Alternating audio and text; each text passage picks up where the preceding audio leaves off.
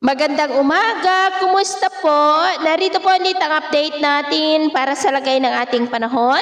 Ngayong umaga po ng May 16, 2025. Sa ngayon po ay patuloy pa rin na easterlies ang hangin na umiihip ngayon dito sa ating bansa habang nananatili pa rin na mayroon pong intertropical convergence zone na nag-extend dyan sa may Mindanao at gaya ng inyong napapansin ay mayroon na pong sirkulasyon na nabubuo within that ITCZ at posible na tawirin niyan ang ating kalupaan na magdudulot ng mas malalakas na ulan sa susunod na mga araw, lalo na po dyan sa may Mindanao, Visayas, maging sa ilang bahagi po ng Southern Luzon. At posible po na mahatak niyan ang mahinang bugso ng hanging habagat o yung tinatawag po natin na southwesterly wind flow. At ito pinapakita ng forecast model natin pong ginagamit hanggang po sa susunod na 2 linggo. At sa lagay po ng ating panahon, ngayong madaling araw ay maayos naman ang panahon sa malaking bahagi ng ating bansa.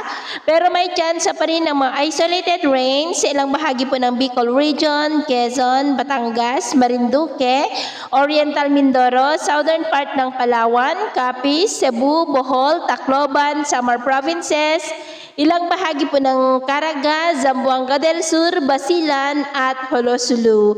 At mamaya po ay sisikat naman ang araw sa malaking bahagi ng ating bansa pero may chance pa rin ng cloudy skies with isolated rains sa ilang bahagi po ng Quezon Province, Lobo, Batangas, Oriental Mindoro, San Jose sa may Occidental Mindoro, Palawan, Marinduque, Romblon, Capiz, Bohol, Cebu, Carcar, Tacloban, Dulag, Abuyog, Samar Provinces, maging po sa ilang bahagi ng Dinagat Island, Siargao Island, Butuan, Lumba, Bayabao, Zamboanga at mamayang hapon maulap na kalangitan with isolated rains pa rin sa malaking bahagi ng Mindanao, Visayas, Bicol Region, Mindoro Provinces, ilang bahagi ng Palawan, southern part ng Quezon, Ilocos Region, Cordillera at ilang bahagi po ng Cagayan. Kaya kung lalabas tayo sa ating mga tahanan, ugaliin lamang po natin lagi ang magdala ng kahit anong panangga natin sa init ng araw at proteksyon na rin po sa mga biglaang buhos ng ulan.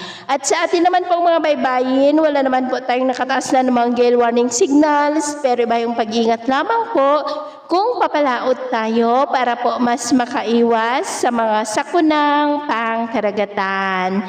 So, ito lang latest update natin sa araw na ito. At ako pumili si James na nagsasabing sa kahit na pagsubok po na darating sa ating buhay, huwag na huwag po tayong mawawalan ng pag-asa. Thank you and God bless!